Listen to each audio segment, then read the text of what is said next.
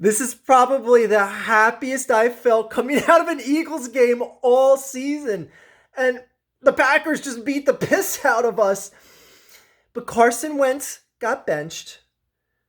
Thank you, Doug, for at least coming to your senses.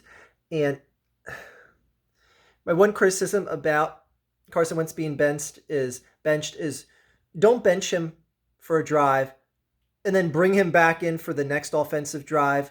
Like, what was that? Like, oh, I don't want Carson Wentz's feelings to be hurt, and I want him to be benched on 2 drives right away. Like enough of this feeling shit. All right, Jalen Hurts came in, and it's not like I'm going to say, like, oh, wow, he looked like Joe Montana first time he stepped on the field and ran a drive. But that's the thing. This was his first time, not on the field, but his first time running multiple drives against a very good football team. Not so much on defense, but obviously it's a very good football team, a team that deserves to be sticking their chests out and walking around like they're king shits, because they are. But anyways, Jalen Hurts in that 4th and 16, a 4th and 16 touchdown bomb? Are you kidding me? This green as grass rookie throwing a 4th and 16 touchdown, dropping a dime? And I know a lot of you fans out there, specifically in the NFC East, are like, I never seen Danny Dimes drop a touchdown that looked like that. The no names going, I haven't seen whoever the hell we have at quarterback throw a touchdown like that. Whoever our future quarterback's going to be. Anyways, that was beautiful. Beautiful. And for just the second drive of this kid in his career, and he marches down and has a touchdown that beautiful. Oh, Wentz, you're done. You're done. And any of you Wentz fans left out there, it's not that Jalen Hurts had a mind-blowing, and I know the excuses are going to be like, oh, well, let's see how Jalen Hurts looks like when people have like footage on him and stuff now. Like, no, see, that's the thing is Hurts was going against the same game plan that was being thrown up against Carson Wentz today. And you saw just so many times of him. The first play that Jalen Hurts did that got my attention was right before that touchdown. Jalen Hurts got flushed out of the pocket because the pocket just collapsed. 6 defenders were coming in on him, and he rushed out and he just ran for his life and got 1 yard. You'd be saying, like, well, what's the big deal about that? Because every single time, and you watch that play again, that little bootleg that he ran to get that Jalen Hurts ran for that 1 yard play before the touchdown. You look at that play and you tell me, when Carson Wentz was in that same exact situation, did anything other than a sack happen? Because right there, I'm just like, if Carson Wentz was in the game there, you're getting a sack. And with this kid, he's rolling out and getting a yard instead of losing 7-10 like you would with Carson Wentz. Like, this kid could do so much more with his feet. He was able to find Jalen Reagor. I mean, wow, I forgot he was even on the team.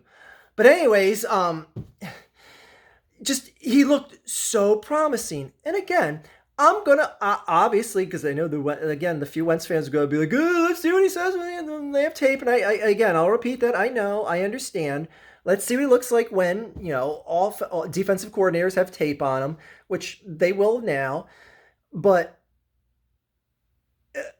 what you saw was better than Wentz.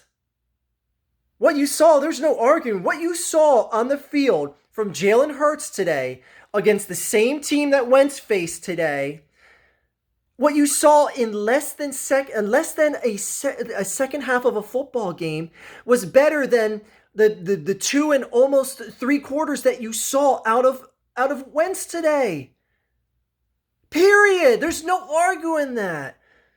And again, it's not like Hurts didn't take a sack, didn't turn the ball over, or anything like that. But man, it's like, okay, I expect a rookie to take sacks. I expect him to have a bad interception, stuff like that. Like, that just comes with the territory. But for him to look as good as he did, just the running plays, the passes he made, it's like Tony Romo said, like, there was more than just a play or two to point out with this kid. Like, he did some special things today. Like, Wentz, you're done. You're done for at least this season. Like, you want to battle out in training camp next year over Hurts? Go right ahead. And again, and I'm not going to sit here and say, oh boy, Hurts is the next franchise quarterback for this team, but he's better than Wentz right now. There is nothing Wentz has done to earn a starting job, keep a starting job on this team when what you just saw out of Jalen Hurts today just happened. Like, I'm sorry, like that just ended it today. Ended it today. And you lost another game. The Giants won another game. So you're losing ground in a pathetic, pitiful division. You can tell me you ain't going to start Jalen Hurts now? Like, Wentz has done anything to warrant getting another start this season. Stop kidding and playing yourselves if you're going to convince yourselves of that.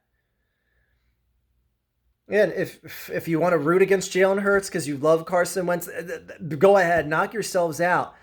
But I saw enough from the eye test today to tell me that this kid looks better than what Carson Wentz was giving you in any game this season. Period. Let this kid play a whole game.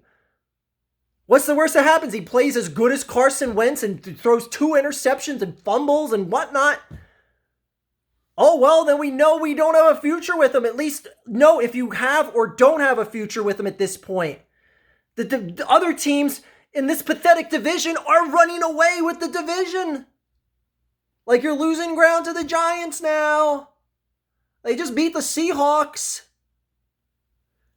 The hell did that happen anyway? But that's a whole different story. Yeah, Jalen Hurts time. Period. That is all.